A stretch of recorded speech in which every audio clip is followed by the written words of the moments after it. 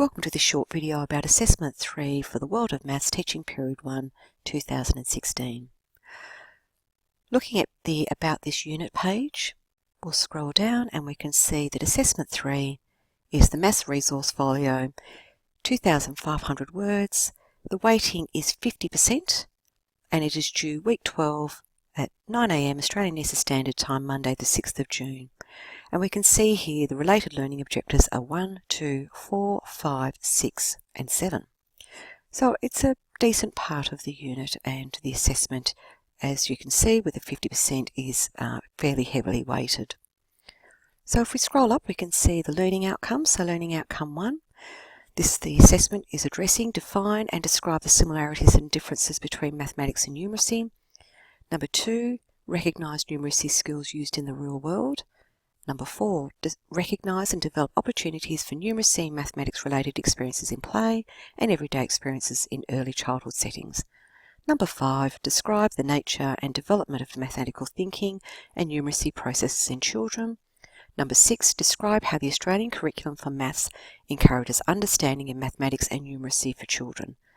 And finally, number 7, use ICT to develop children's engagement with numeracy and mathematics. So if we go to the Assessments tab, and we'll click on there, and again we can scroll down and we can see the overview of all the assessments, and we'll click on Assessment 3 Maths Resources Folio. We click on the link here and it takes us through to the assessment PDF, and we can see the resource folio with the word limit, 2,500 words plus or minus 10%. The weighting is 50%. The due date 9 AM Australian Eastern Standard Time, Monday the 6th of June, which is week 12. The overview of this assessment. So the purpose of this folio assessment is to produce a collection of information, resources and reflections. Creating the folio will help you develop your skills in developing opportunities for numeracy and mathematics related experiences in play and everyday experiences. So an overall look at this is, think about this folio as a gathering of resources in preparation for your first practicum. As this unit, the World of Maths, is a prerequisite for your prac, it's really important that you are gathering these resources, using this unit to be able to gather resources and be able to justify why you would use them in the classroom. So just have that overarching thought while you are gathering these resources for this assessment.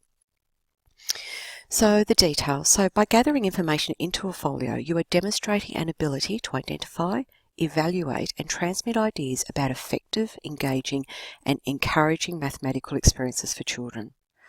This assessment requires you to track your reasons for including specific evidence through adding a reflective dialogue. Your folio should not just be a collection of resources, and if academic underpinning is not evident, you will not pass this assessment. So again, really thinking about gathering the resources, but thinking, you need to really put a strong case forward as to why you are using them. So having that underpinning academic backup and the research that you have done to show why you are including them. So you will submit 7 items containing your evidence as detailed in the theme table below. So let's scroll down and have a look at the theme table here. So you can see the theme table, and with this theme table it is addressing what you need to include. So you need to include an item from week 2, from week 7. You need to include 2 examples for week 8, an example for week 9, week 10 and week 11. So just ensure that you really, we'll go through the table in a minute, but this is the theme table that the assessment PDF is referring to. Your folio is to be submitted as a Word document, and you'll be provided with a template by your ELA. It will be in your discussion board, so just ensure that you do use the template. Each item should be clearly labelled with a theme or a title, so the name and description, the evidence. So evidence of the resource, such as the URL, if from an external source, file name or screenshot, and a brief description of the resource, so approximately 50 words. You need to include a rationale, so it's a brief description of how the resource enhances students' mathematical and numeracy thinking and skills, discussing benefits and limitations, so that's approximately 120 words, and the application of your resource, so discuss how the resource could be used in professional practice. So that's approximately 200 words, and ensure that you make links to academic literature and curricular documentation to support your statements. So let's go through the theme table. So we can see week 2, why maths matters. So the theme is dispelling maths myths and math stereotypes. So one example of an activity to illustrate how maths and numeracy are for everyone. This could be for adults or children, as it may be an activity you do for professional development with staff in the future. So ensure that you go and really revisit week 2, look through the learning materials. You can use information from there and then also go and do some further research. In week 7, maths in the real world. So you choose one example of maths in the real world and locate some resources for children which can bring this theme alive. Remember to specify the age range of children you'll be catering for and explain what your example is. So again, you go to week 7 and have a look through the learning materials. That's a really good starting point, and then go and do some additional research of your own. For week 8, this is really important that you remember you need 2 examples. So you need one example of a planned play experience and one incidental everyday experience that enables children in early childhood context to develop as young mathematicians. You must make reference to supportive resources and curricular documentation.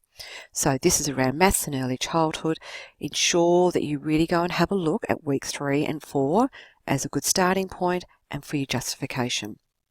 So for week 9, maths and primary school. So again, including information from week 3 and week 4 for the justification.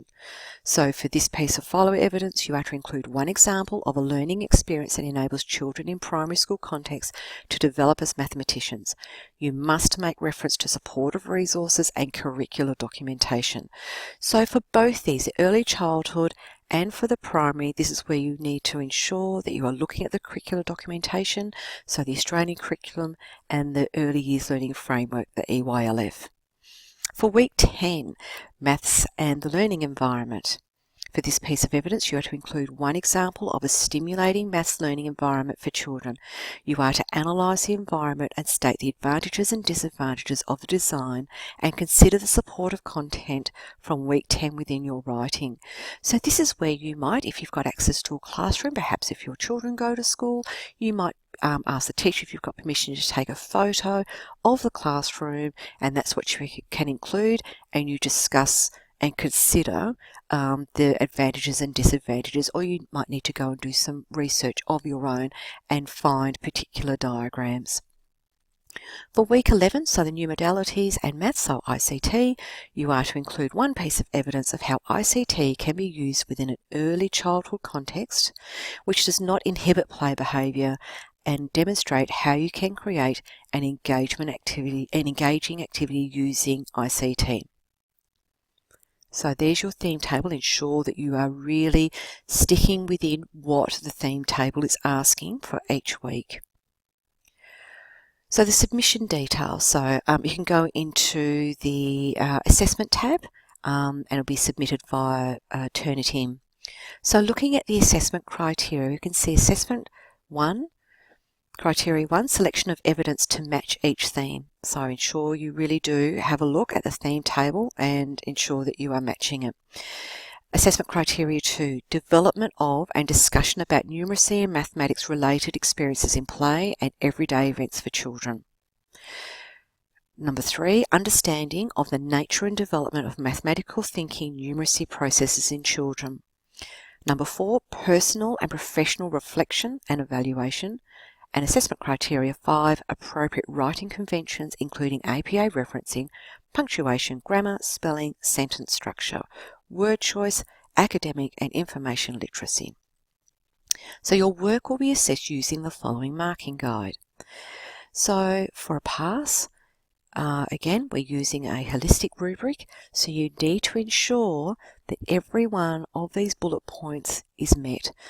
Again, as I've mentioned in the previous videos, if you miss one, but you've done really well in all the others, unfortunately you still will not be able to pass. You need to ensure that for the first bullet point, your folio shows a satisfactory understanding of how numeracy skills are prevalent in the world around us through the items you have selected to include and the brief description of what the items are. You need to ensure that each item of evidence has a descriptive rationale. So again, up here we have also included in the PDF of what should be included when we've mentioned the word rationale. So the brief description of how the resource enhances children's mathematical numeracy thinking and skills, discussing benefits and limitations. So we're looking around 120 words. So we've got the descriptive rationale, which discusses how each resource can be related to experiences in play and everyday events for children. The next bullet point, the rationale indicates some understanding of the nature and development of mathematical thinking and numeracy processes in children. The next bullet point, a plausible attempt has been made to discuss the application of each item, demonstrating a basic ability to support ideas with academic literature and move beyond personal opinion. Next bullet point, you have adhered to relevant conventions of English and have maintained an appropriate degree of structure and formality. Your folio is proofread so that most typographical and spelling errors are eliminated, and any errors that are present do not detract substantially from the communication of ideas. And the last one, while there are some errors in your APA referencing, you do provide evidence to support your ideas, although this evidence may be drawn from a limited range of resources. So let's scroll all the way through to the high distinction. So for a high distinction, ensure that you've addressed everything in the pass, in the credit, in the distinction. So you would have made sure that you've got all from your distinction and that you are more sophisticated level for high distinction. So your folio demonstrates a detailed and insightful understanding of how numeracy skills are everywhere through the items you have selected to include and the clear and comprehensive description of what the items are. Each item of evidence has a synthesized and carefully integrated, for example, quotes, paraphrasing, supporting evidence, rationale, which discusses how each resource can be related to experiences in play in everyday events for children. The rationale indicates fluent understanding of the nature and development of mathematical thinking and numeracy processes in children with sophisticated links to academic literature and curricular documentation. There needs to be evidence of sophisticated and insightful connections to and professional practice. Across all sections, your writing is concise and logical with richly integrated ideas that convey meaning and purpose. And your use of literature across all sections of the folio demonstrates familiarity with the current field of research, and your statements are consistently supported with relevant and recent references. Flawless use of APA referencing style is evident, and there are no significant errors in spelling, grammar or punctuation. So what I'd also like to do before we finish the video is ensure that you make yourself really familiar with the assessment support that we do provide.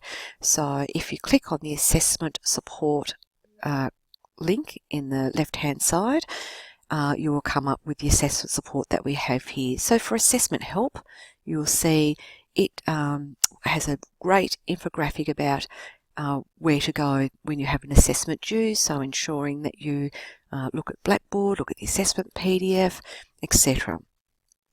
And then going back, if we have a look at the plagiarism help, so please ensure that you look here. There are lots and lots of resources that we do have available for you. We talk about academic integrity, what is plagiarism, what is academic misconduct. So ensure that you are really familiar with how to read your similarity score and turn it in to ensure that you are acknowledging any resources or anyone's ideas that you have gone and researched, that you do not claim them for your own, that you do acknowledge those sources. And it's great academic writing to be able to back up what you have found out with your research and being able to show that you have got that academic underpinning guiding what resources you have chosen If we go back to academic support, we also have your tutor, so please ensure you do use that. And for your tutor, there is a link there that you can click on to access those services. So I wish you all the best for Assessment 3. Please ensure if you have any questions that you utilise all of our resources that we have available for you. Use the discussion board, learn with your peers. Feel free to ask questions in your discussion board as well. Your ELA is there to help support you, and wishing you all the best, and thank you.